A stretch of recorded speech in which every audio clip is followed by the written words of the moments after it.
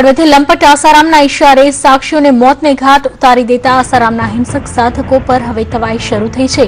Ahmedabad crime બ્રાન્ચે 2 શખ્સોની ધરપકડ કરી છે। ક્રાઇમ બ્રાન્ચે બાસવરાજ અને સેજલ પ્રજાપતિ નામના 2 શખ્સોની ધરપકડ બાદ આકરી પૂછપરછ હાથ ધરી છે।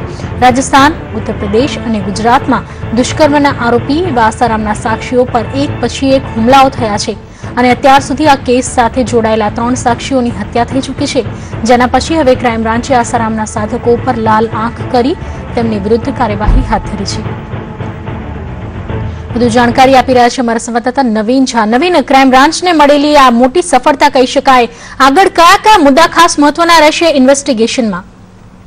પૃથ્વી, જે રીતે પહેલા બસરાજ અને સેજલ જે બંને પતિ પત્ની છે, આ બંનેની ધરપકડ થઈ છે। તેમની પૂછપરછમાં ચોંકાવનારો ખુલાસો એ થયો છે કે અન્ય 16 આરોપીઓ સામેલ છે, જેના નામ ખુલ્યા છે, બાકીના અન્ય આરોપીઓના નામ ખુલ્યા નથી।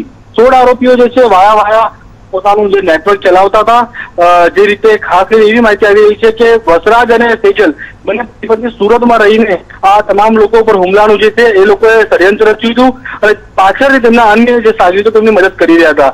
એવી પણ માહિતી સામે આવી રહી છે પૃથ્વી કે આસારામ અને નારાયણસાઈના આશ્રમમાંથી તેમને ભંડોળ રૂપિયા મળતો હતો અને તેના ઉપરથી આ અન્ય જે આરોપીઓને પૈસા આપતા હતા અને આ તમામ જે હુમલાનું ષડયંત્ર છે તે ચલાવતા હતા। તો ક્યાંક ને ક્યાંક હાલ તો 4 કેસના જે ભેદ ખુલ્યો છે, જેમાં 3 સુરતના અને એક અમદાવાદના ચાંદખેડા વિસ્તારના હુમલાનો કેસ ખુલ્યો છે, ત્યારે અન્ય જે હત્યા અને હુમલાના કેસની જે વાત છે એની પર પોલીસે કાર્યવાહી કરી રહી છે। નવીન, આપનો આભાર તમામ જાણકારી બદલ।